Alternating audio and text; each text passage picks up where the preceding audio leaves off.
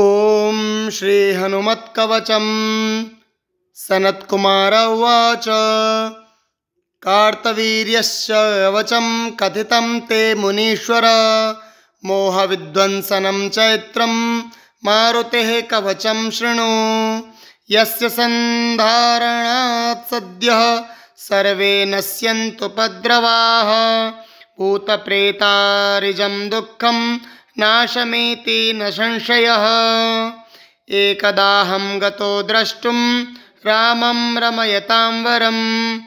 आनन्दवनिकासंस्थं ध्यायन्तं स्वात्मनः पदं तत्र रामं रमानाथं पूजितं त्रिदशेश्वरैः नमस्कृत्य तदादिष्टमासनं स्थितवान् पुरः तत्र सर्वं मया वृत्तं रावणस्य वधान्तकं पृष्टं प्रोवाच राजेन्द्रः श्रीरामः स्वयमादरात् ततः कथान्ते भगवान् मारुतेः कवचं ददौ मह्यं तत्ते प्रवक्ष्यामि न प्रकाश्यं हि कुत्रचित् भविष्यदेतन्निर्दिष्टं बालभावेन नारद श्रीरामेणाञ्जनासूनुर्भुक्तिमुक्तिप्रदायकं हनुमान् पूर्वतः पातो दक्षिणे पवनात्मजः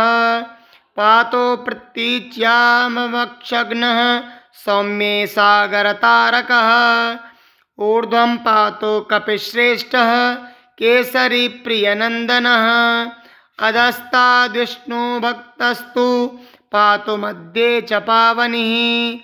लङ्काविदाहकः पातु सर्वापद्भ्यो निरन्तरं सुग्रीवसचिवः पातु मस्तकं वायुनन्दनः भालं पातु महावीरो भ्रुवोर्मध्ये निरन्तरं नेत्रे छायापहारी च पातु नः प्लवगेश्वरः कपोलौ कर्णमूले च पातु श्रीरामकिङ्करः नासाग्रमञ्जनासूनुः पातु वक्रं हरीश्वरः पातु कण्ठे तु दैत्यारिः स्कन्धौ पातु सुरारिजितः भुजौ पातु महातेजः करौ च चरणायुधः नखान्नखायुधः पातु कुक्षौ पातु कपीश्वरः वक्षो मुद्रापहारी च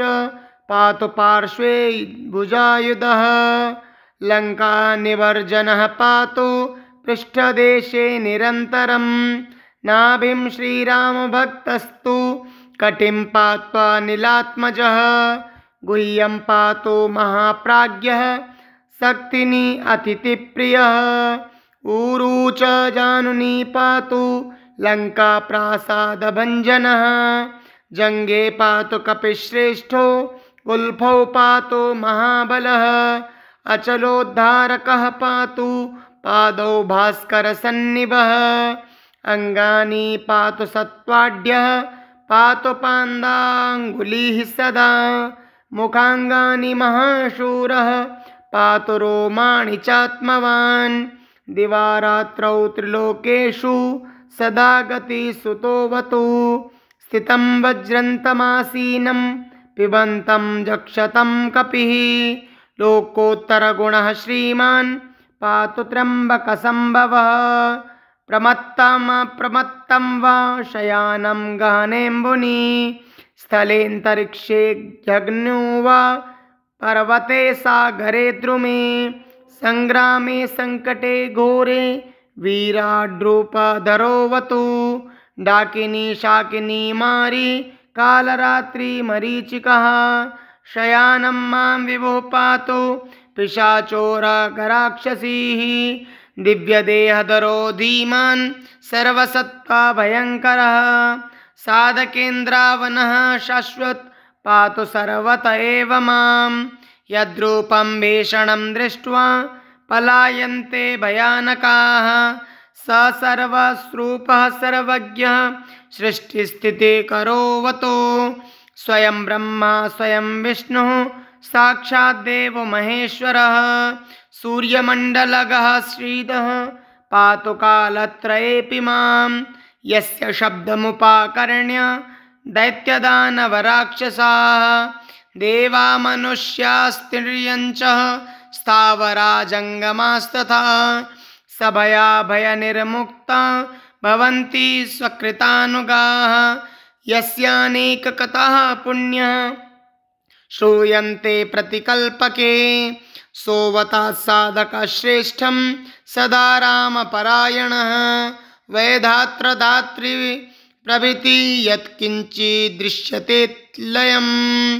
विद्धि व्याप्तं यथा कीश रूपेणानञ्जनेन तत् यो विभुः सोऽहमेषोऽहं स्वीयः स्वयमणुर्बृहत् ऋग्यजुःसामरूपश्च प्रणवस्त्रीवृदध्वरः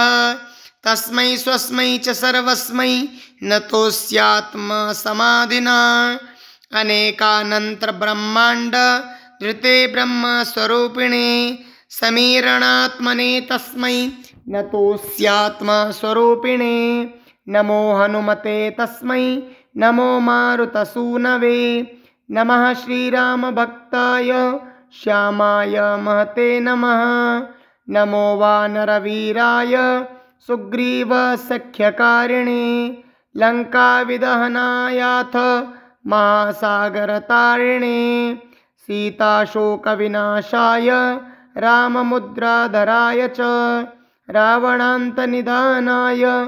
नमः सर्वोत्तरात्मने मेघनादामकध्वंसकारणाय नमो नमः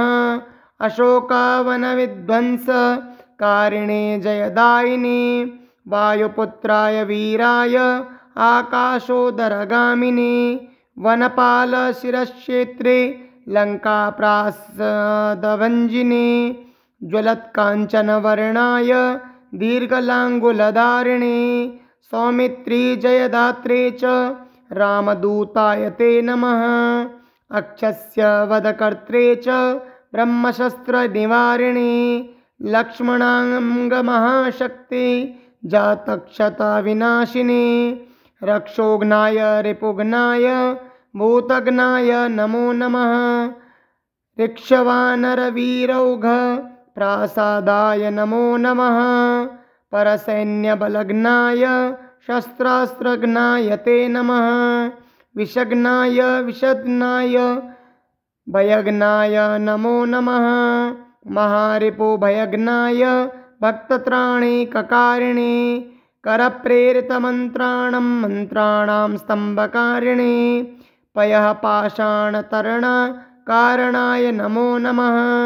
बलार्कमण्डलग्रासकारिणे दुःखहारिणे नखायुधाय भीमाय दन्तायुधधराय च विहङ्गमाय शर्वाय वज्रदेहाय ते नमः प्रतिग्रामस्थितायाथ भूतप्रेतवधार्तिने करस्थशैलशस्त्राय रामशस्त्राय ते नमः कौपीनवाससे तुभ्यं रामभक्तिरताय च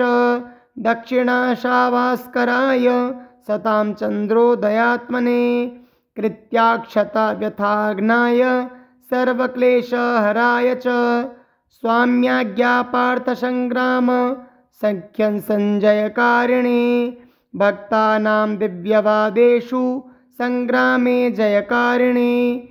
किल्किलारवरागकाराय घोरशब्दकराय च सर्वाग्निव्याधिर्संस्तम्भकारिणे भयहारिणे सदा वनफलाहार संतृप्ताय विशेषतः महार्णवशिलाबद्ध सेतुबध्नाय ते नमः इत्येतत्कथितं विप्र मारुतेः कवचं शिवं यस्मै कस्मै न दातव्यं रक्षणीयं प्रयत्नतः अष्टगन्धैर्विलिख्याथ कवचं धारयेत्तु यः कंठे वा दक्षिणे बाहौ जयस्तस्य पदे पदे किं पुनर्बहुनोक्तेन साधितं लक्ष्यमादरात् प्रजप्तमेतत्कवचम् असाध्यं चापि साधये। इति श्री बृहन्नारदीयपुराणे पूर्वभागे बृहदुपाख्याने तृतीयपादे हनुमत्कवचनिरूपणं नामाष्टसप्ततितमो अध्यायः।